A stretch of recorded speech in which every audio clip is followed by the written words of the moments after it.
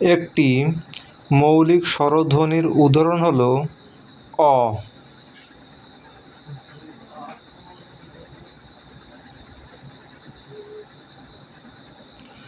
বাংলা ভাষায় মৌলিক স্বরধ্বনির সংখ্যা হল 5টি, 7টি, 8টি, 13টি।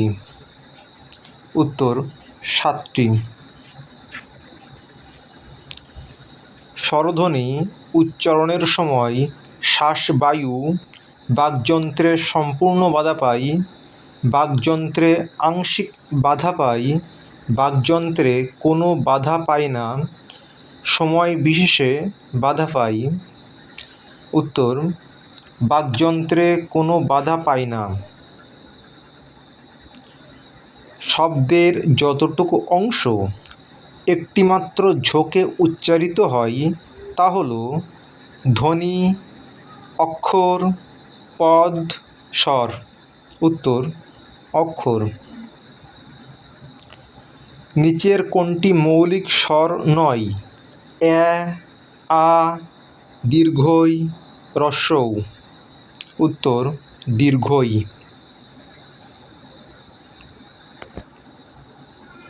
নিচের কোনটি স্বরধ্বনিটির পৃথক কোনো চিহ্ন বা প্রতীক রূপ নেই? আ, হ্রস্বই, অ, রি। উত্তর রি। পুলুত স্বরের পুলুত কথার অর্থ হল টেনে দীর্ঘ করা, বাধা দেওয়া, উন্মুক্ত করা, শীষ ধ্বনির উৎপাদন। উত্তর টেনে দীর্ঘ করা। পুলুত স্বরকে কয় মাত্রা ধরা হয়? 1 মাত্রা, 2 মাত্রা, 3 মাত্রা, 4 মাত্রা। উত্তর 3 মাত্রা। উচ্চারণের দিক থেকে স্বরধ্বনিগুলি মূলত সঘোষ, অঘোষ, অল্পপ্রাণ, মহাপ্রাণ। উত্তর সঘোষ।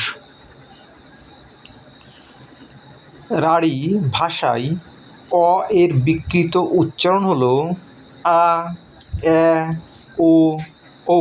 উত্তর ও।